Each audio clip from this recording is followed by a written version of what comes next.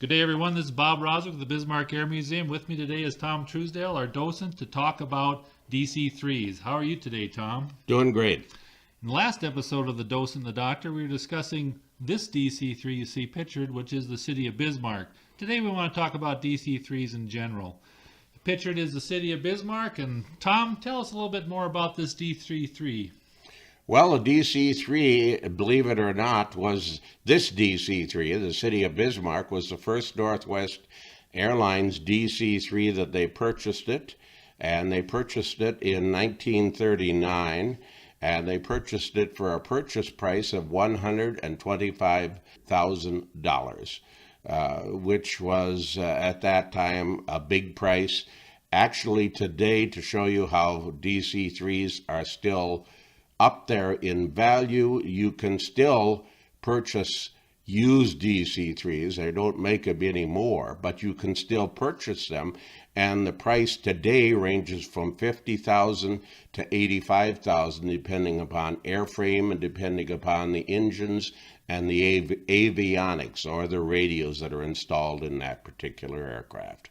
Next, we got a silhouette here. Tell us about this airplane and how it was copied. Well, these were identification silhouettes where you had a flip chart, and you had about 2 or 3 seconds if you were a pilot in World War II to identify the aircraft and tell what type it is, and then further tell what type of Air Force that it belonged to. And you had to have really sharp, keen eyesight because, as I said, there were 10,500 C-47 or DC-3 type aircraft in use. They were in use by every major power in World War II. If the Japanese didn't build them, they stole them, and they stole them from KLM in the East Indies and in Java and so on, and of course put the meatball markings on them, and they were painted bright green with the red meatball marking, and they stood out. The Russians built theirs, and they called it the Aleutian.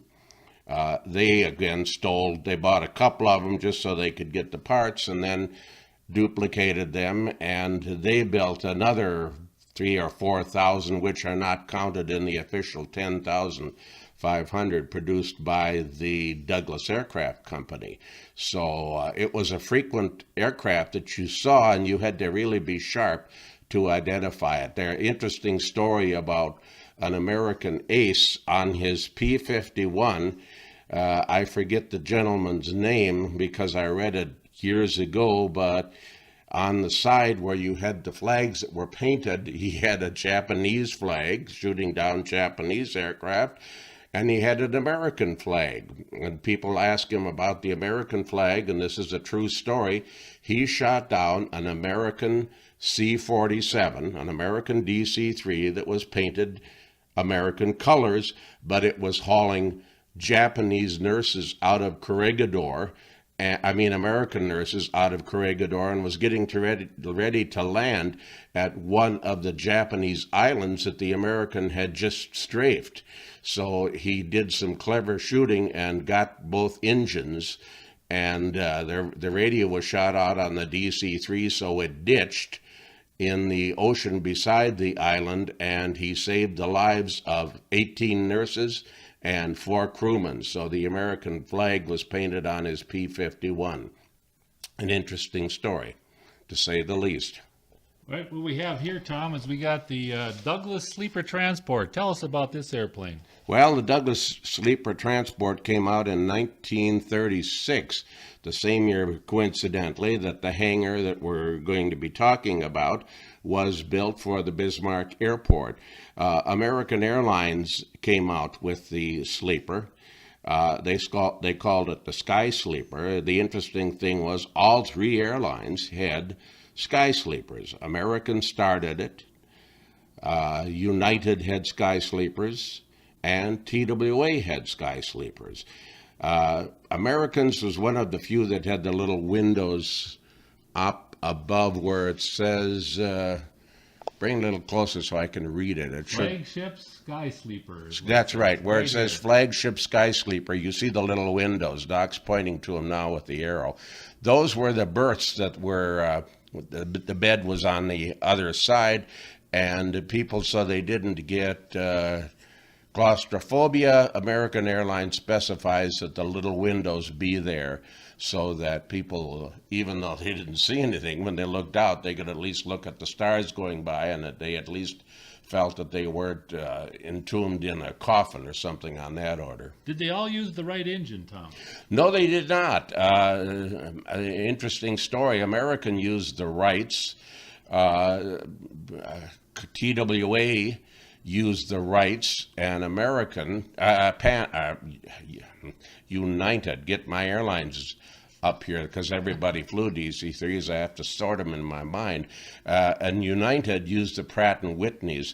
American, the joke among the American pilots was because the Wrights had a little more power, but they also had a vibration in them. So they always said that they had to schedule bathroom breaks so they could go back to the bathroom to relieve their kidneys. But United claimed their Pratt & Whitneys ran smoother. So I guess it's a horse apiece. I've flown on both DC-3s that had Wright engines and Pratt & Whitneys, and it seemed to me that the Pratt & Whitneys were a little quieter than the Wrights, but the Wrights seemed to have more pickup and more oomph to them.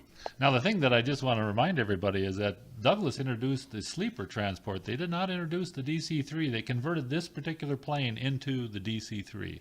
That is absolutely correct. They did not start out carrying passengers in seats. They started out competing with the Pullman car. And the big thing that they had to have, because they did it with the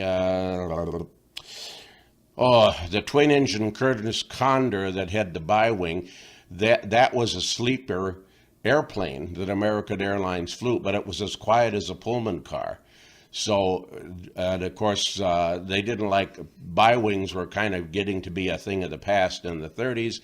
So C.R. Smith, who was the president of American Airlines, went to Donald Douglas and said, "We'll buy a sleeper plane to replace our Curtiss Condors, but it has to be quieter than the Curtiss Condor." And the Condor used cork and filling to quiet the airplane, and Douglas used fiberglass bats and cork, and he succeeded in making it quieter probably by a couple of decibels. So C.R. Smith bought the sleeper version and liked it so, and made money hauling people, that he decided, let's go for passengers and put 21 seats in it and run it 24 hours. Instead of just a night sleeper service, let's have a daylight crossing of the United States too. And that is what happened, and consequently the DC-3 was born. And what we have here is just a picture of the interior with the little window. With the little window and the big window on top. If you remember, of course, we're showing our age now, but Errol Flynn flew on a TWA DC-3, and he was notorious. He hated flying. He was scared stiff of flying. And they landed at Gallup, New Mexico on the TWA airplane, and he wanted to get off. And the stewardess thought, God, if he gets off, there goes my career with TWA, and this is really bad. So she promised him if he would continue flying, she would crawl in the bunk with him, because after that, the next stop was Phoenix, and she would keep him occupied till they got to Phoenix, because they also had curtains that came down like berths on a train, so one party wouldn't observe the other party in there with occupido, so to speak. Thanks, Tom, for that interesting story. The Bismarck Air Museum Foundation is trying to capture and restore the large round-top hangar at the Bismarck Airport known as Hangar Number 5. Log on to our website at bismarckairmuseum.org. Check us out on Facebook. If you like what we're doing, subscribe to this channel on YouTube.